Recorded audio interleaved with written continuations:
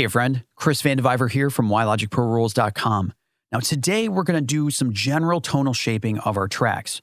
We've already gone ahead and we've used high-pass filters to kind of remove that low-end gunk that we don't need in our mixes. We can't hear that low-end material, but that low-end noise is stealing clarity from our Logic projects. After that, we use the channel EQ to clean up that 300 to 600 hertz range.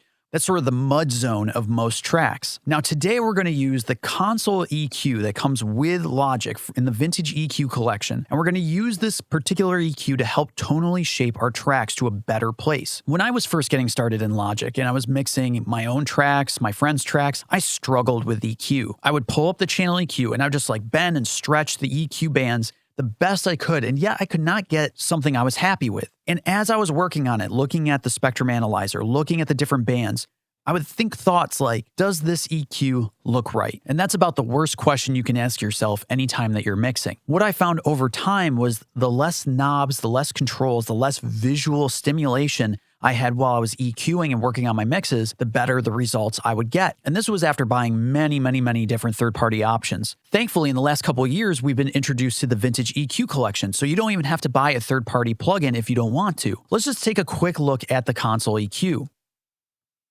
Now, it seems pretty restrictive, right? You really only have 3 bands to work with.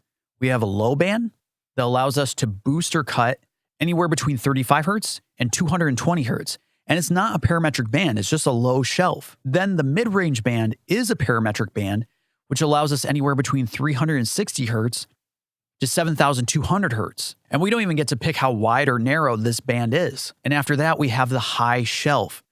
And we don't even get to pick the frequency here. It's set at 12,000 hertz, but the more you boost it, the more you kind of start boosting below 12,000 hertz. Now, even though this seems so restrictive, I'm telling you, this is a brilliant way of working.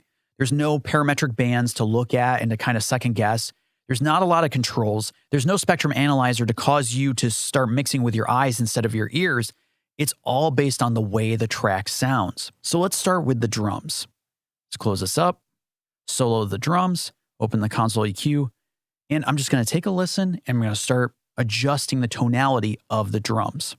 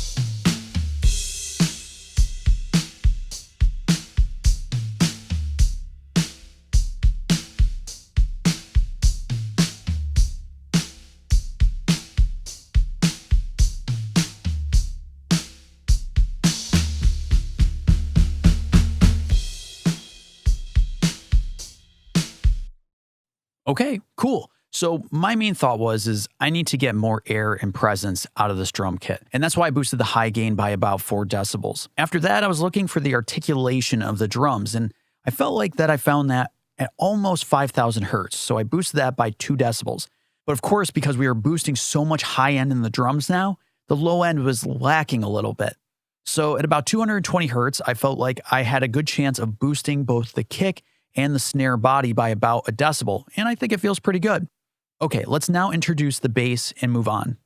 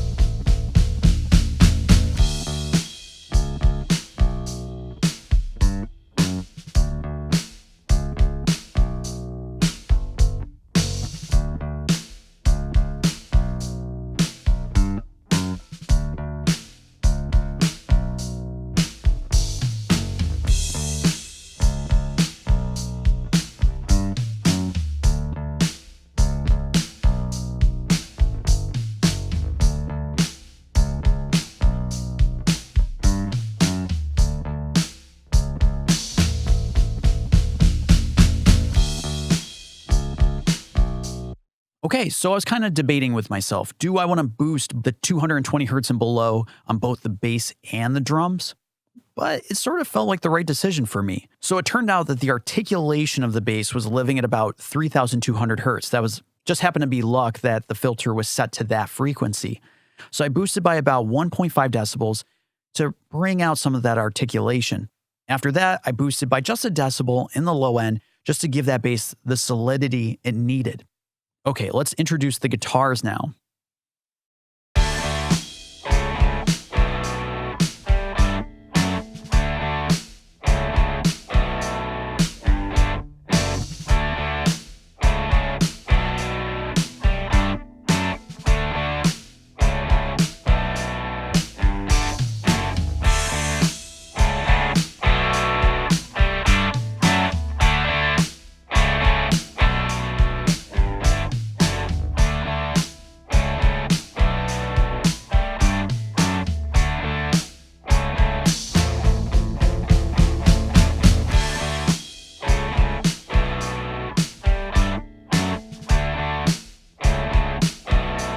I'm feeling like the high gain was totally necessary. We're adding presence to the guitars. We're kind of pulling the curtain back on it.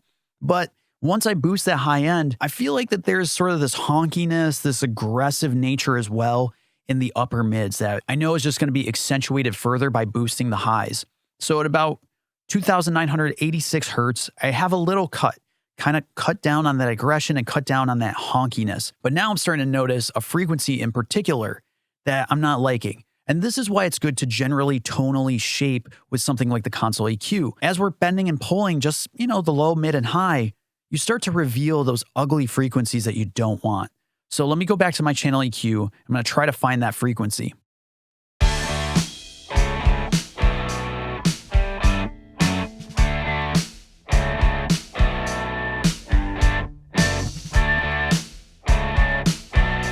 Right about there. So let's cut it by a healthy amount.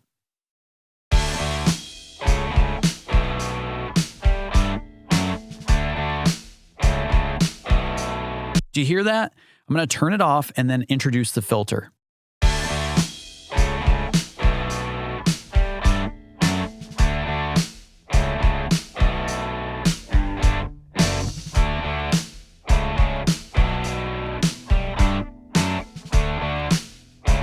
I like it so much better. And when it comes to ugly frequencies that you don't want in the mix, do a very narrow band. I go find that frequency and then I suck it out by, anywhere between -6 to -12. We're not generally tonally shaping. We're trying to get rid of ugly frequencies. So that feels good to me. I'll probably leave it at -12. Okay, so now let's move on to the vocals here. I never wanted to get you. I only wanted to be. I never tried to forget you. It's just an inevitability. I never knew what you went through. Maybe I just couldn't see. Maybe it's pride or the raw truth. Maybe it's vulnerability. I never wanted to get you. I only wanted to be. I never tried to forget you. It's just an inevitability. I never knew what you went through.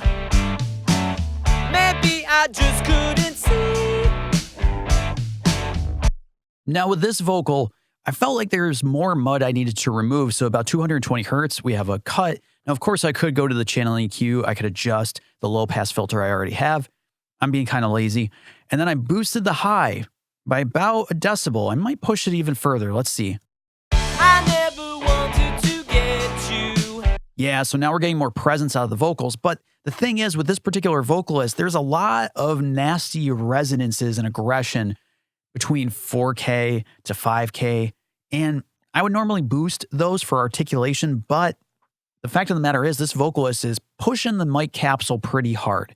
So instead, I'm going to leave it alone. I've set my high gain to try to add some air to the vocals. But just to be safe, since we're boosting a lot of high end, I'm I'm going to open the channel EQ here. I'm going to roll off with a low pass filter. Set this back and I'm going to set it to something more gentle, maybe like 24, 36. Here we go. I never wanted to get you. I only wanted to be. I never tried to forget you. It's just an inevitability. Again, because this vocalist is already skewed pretty high, despite my adjustments with EQ, just kind of want to roll off the top end to make sure we're not pushing things too much. I'm feeling pretty good about this. So let's hear before and after. I'm going to select all my tracks and I'm going to turn off the console EQ after a certain amount of time so we can hear the difference. I never wanted to get you. I only wanted to be. I never tried to forget you. It's just an inevitability. I never knew what you went through. That's pretty dramatic, right? Okay, now tomorrow we're going to answer the age-old question. Should EQ come before or after compression? See you then.